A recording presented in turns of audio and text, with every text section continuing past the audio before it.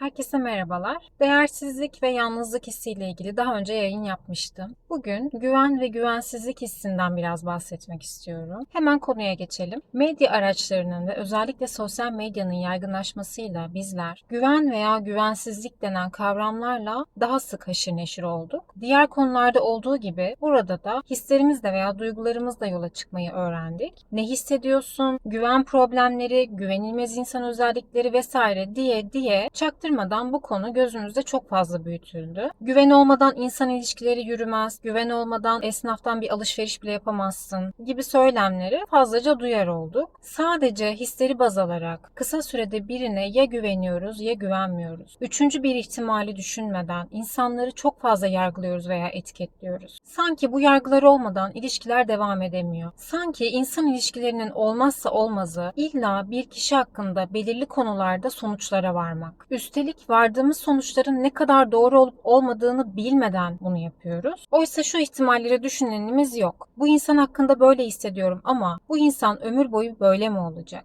Şimdiye kadar hep böyle miydi ki ömür boyu böyle olacak? Güvenilir ya da güvenilmez olup olmadığını nereden anladım? Sadece hislerime bakarak mı karar verdim? Düşüncelerini mi okudum? İnsan değişebilen bir varlık değil midir? Peki insan istese rol yapabilen bir varlık değil midir? Güvenilirdir, öyle değilmiş gibi davranamaz mı? Güvenilmezdir, öyle değilmiş gibi davranamaz mı? Bu ihtimalleri neden düşünmüyorum ve nasıl bu insanlar hakkında net yargılara varabiliyorum? İnsan kendisine bile çoğu zaman yabancı değil midir? Kendimize bile birçok davranışımızdan dolayı şaşırmıyor muyuz? Kendimizin beklemediği şeyleri yapmıyor muyuz? Bunları ve daha nice ihtimalleri düşünmeden beynimize illa birisi hakkında bir sonuca varmalıymış gibi davranıyoruz. Beynimizin iki ayağını bir pabuca sokuyoruz. Arkadaşlar bu noktada ilk anlamamız gereken şey hislerle veya duygularla yola çıkmamamız gerektiğidir. Hisler bize gerçeği tüm çıplaklığıyla yansıtmaz ve bizi yanıltabilir. Bizim hislerimize değil, rasyonel ve sağlam delillere ihtiyacımız var. Bu da bir insanı tanıyarak zamanla olacak şey.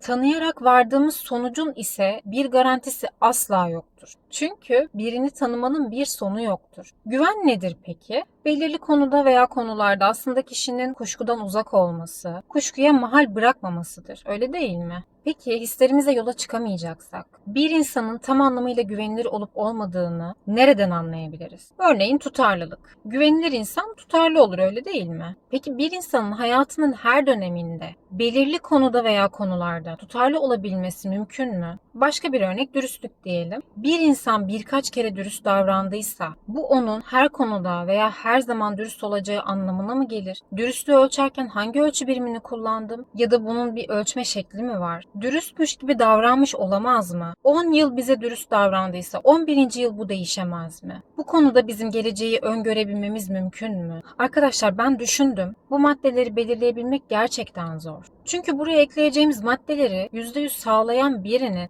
bu dünyada işi yoktur diye düşünüyorum. Kaldı ki bütün koşulları sağlamak zorunda mıdır insan? İnsan öğrenir, tecrübe eder, hatalarından ders çıkarır. Bizim burada önce kendimize dönüp bakmaya, sonra da bu güven meselesinde dengeyi bulmaya ihtiyacımız var. Öteki türlüsü zihnimizi oldukça yorar arkadaşlar. Karşı tarafı güven konusundan ibaret görerek yanılgıya düşebiliriz. Bu yanılgılardan sonra da yıpranan biz olabiliriz. Bu insana güvenebilirim, sırtımı dönebilirim, bana yanlış yapmaz, çıkarımına %100 varamayız belki fakat yüksek oranlarda bu çıkarıma varabiliriz. Bu da bizim için yeterli. Kalan dilimi ise her zaman bir yanılma payı olarak bırakmamız gerekiyor arkadaşlar. Bu da bizim zihnimizi esnetecek ve bizi gevşetecektir. Hayatta her ihtimalin olabileceğini bilirsen rahatlarsın. Yapmamalı, etmemeli dersen ve zihninde o kişiyi belirli bir kalıba koyarsan yanılabilirsin. Ki birine tamamen güvenerek bu tür kurallar ve kalıplar da belirlemiş oluyoruz farkında olmadan. Karşı tarafı da bundan nasiplendirerek belki de bir yük altında bırakıyoruz. Kendimizi de karşı tarafı da belirli kalıplar içine hapsederek hayatı bundan ibaret sanabiliyoruz. Halbuki hayatta bir sürü değişken, bir sürü ihtimal var. Hele ki işin içine insan faktörü girdiği zaman bunu çok daha göz önünde bulundurmamız gerekir. Çünkü insan bir şey yaşar değişir, bir şey görür değişir, bir şey duyar değişir ya da öyleymiş gibi davranır, numara yapar, yalan söyler, çıkarları değişir, yaşam yaşam şartları değişir, algısı değişir. Bazen kendisini bile kandırır, inanmak istediğine inanır, işine öyle gelir vesaire. Biz bunların hepsini bilemeyiz arkadaşlar. Dediğim gibi insan kendisine bile yabancıdır. Birisi size istediği kadar güvenilir bir imaj çizsin. Arka planda ne yaptığını, ne düşündüğünü nereden bilebilirsiniz? Hadi bildiniz diyelim. Geleceği nasıl öngörebilirsiniz? İşte bu bilinmezlik ihtimaline karşı esnek olabilmek,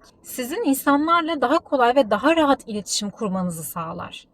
Çünkü beyninizi tek bir seçeneğe mahkum etmezsiniz ve olası bir duruma hazırlamış olursunuz aslında. %100 güvenmezsiniz belki fakat %90 güvenirsiniz. %10'luk ihtimali de hata payı olarak bırakırsınız. Bu sayede beklenmedik bir senaryoda etkilenme eşiğiniz otomatik olarak yükselecek. Daha az yıpranırsınız ve üzülürsünüz veya hiç üzülmezsiniz, şaşırmazsınız bile. Diğer türlü belki hayata küsersin. Ben o kadar dürüst davranıyorum, karşı tarafın böyle derdi bile yok dersin. Belki sen de ona sana yaptığı gibi karşılık vermek istersin. O yapmıyor, ben neden yapıyorum dersin belki. İnsan olduğunu unutarak kendin de mükemmelmiş gibi. Birkaç kişi senin güvenini boşa çıkardı diye bunun faturasını bütün insanlara kesersin. Kimseye güvenilmez sonucuna varırsın. Belki de yeteri kadar güvenilir insanlara dahi sırtını en başına dönmüş olursun. Ve aslında farkında bile olmadan kendini cezalandırırsın. İlişkilerin sadece güvenden ibaret olduğunu sanarak kendini mahrum bırakmış olursun. İşte o yüzden insan ilişkilerinde belirli ilkelerimiz olmalı arkadaşlar. Asla karşı taraf için değil, kendimiz için olmalı. Yoksa karşıya göre şekil alır durursun. Karşı tarafın her yaptığı seni etkiler. Ya yükseltir, bulutların tepesinde gibi hissettirir ya da düşürür, neye uğradığını şaşırırsın. Karşı tarafın üzülmesi, yıpranması gereken şey sen üzülürsün, sen yıpranırsın. Onun telafi etmesi gereken şey için sen öfkelenirsin. Onun kılı bile kıpırdamaz belki. Çünkü o kişinin algılama biçimi farklı. Sana göre yanlış olan şey belki de onun normali. O böyle algılıyor. Kişi için zaten gerçeğin bir önemi yok ki. Bunu nasıl algıladığının bir önemi var. Kişi için gerçek algıladığıdır arkadaşlar. O halde demek ki kimseye %100 güvenilir yakıştırmasını yapmayacağız. Kimse güvenilmezdir hayatta yakıştırması da yapmayacağız. Bu da doğru değil. Biz sadece üçüncü bir olasılığı da göz önünde bulunduracağız. Örneğin birisine bir şey emanet ettiysen, ödünç ya da borç verdiysen, onun geri gelmeme ihtimalini de göz önünde bulunduracaksın. Eğer senin için önemli bir şeyse